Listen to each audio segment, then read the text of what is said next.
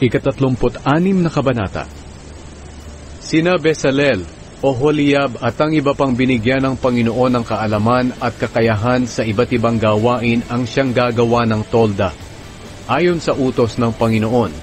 Kaya ipinatawag ni Moises sina Bezalel, Oholiab at ang iba pang binigyan ng Panginoon ng kaalaman at kakayahan sa iba't ibang gawain na desididong tumulong sa pagtatrabaho. Ibinigay ni Moises sa kanila ang lahat ng inihandog ng mga Israelita para sa pagpapatayo ng tolda. At patuloy pa rin ang kusang loob na pagdadala ng mga tao ng mga handog nila tuwing umaga.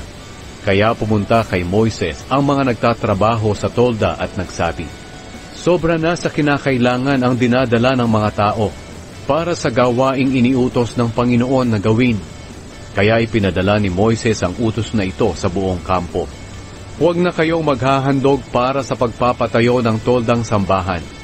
Kaya tumigil na ang mga tao sa pagdadala ng mga handog nila, dahil sobra-sobra na ang ibinigay nila para sa lahat ng gawain sa tolda. Ang pagpapatayo ng toldang sambahan. Ang lahat ng mahuhusay magtrabaho ang gagawa ng toldang sambahan. Ang mga gagamitin sa paggawa nito ay 10 piraso ng pinong telang linen na may lanang kulay asul, ube at pula, at paburdahan ito ng kerubin sa mahuhusay na mambuburda. Ang bawat tela ay may haba na 42 talampakan at may lapad na 6 na talampakan. Pagtatahi-tahiin nila ito ng tigli-5. Gumawa sila ng parang singsing na telang asul at inihanay sa bawat gilid ng pinagdugtong na mga tela. Tig-50 ang ikinabit sa bawat dulo at magkaharap ito. Gumawa rin sila ng 50 kawit na ginto para mapagsama ang mga parang singsing ng gilid ng pinagdugtong na mga tela. Sa pamamagitan nito, magagawa ang toldang sambahan. Kaya gumawa sila ng talukbong ng tolda. 11 pirasong tela na gawa sa balahibo ng kambing ang gagamitin sa paggawa nito. May haba na 45 talampakan ang bawat tela at may 6 na talampakan ang lapad.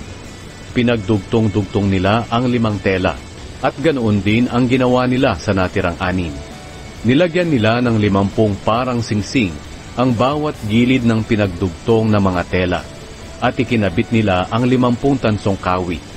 Ang ibabaw ng talukbong nito ay papatungan ng balat ng lalaking tupa na kinulayan ng pula at papatungan din ng magandang klase ng balat. Pagkatapos, gumawa sila ng balangkas ng tolda. Ang ginamit nila ay tabla ng akasya.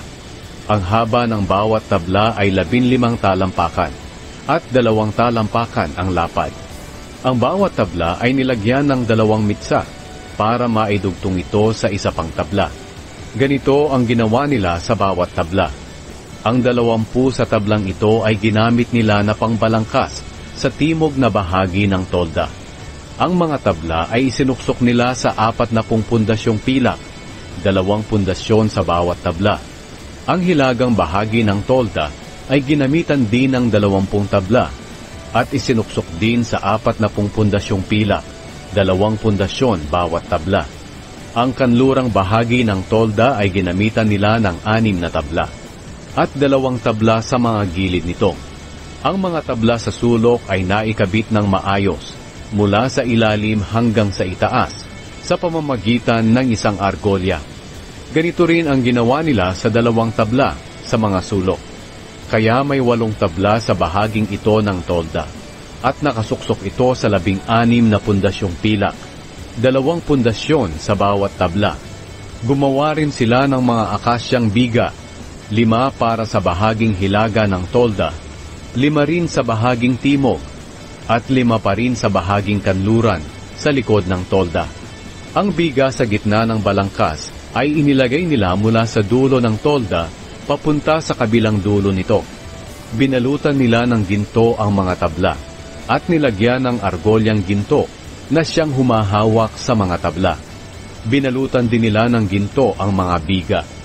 Gumawa rin sila ng kurtina na mula sa pinong telang linen na binurdahan gamit ang lanang kulay asul, ube at pula, at maayos na nabuburdahan ng larawan ng kerubin.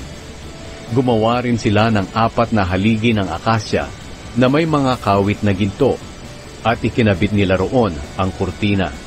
Ang 4 na haligi ay nakasuksok sa 4 na pundasyong pilak.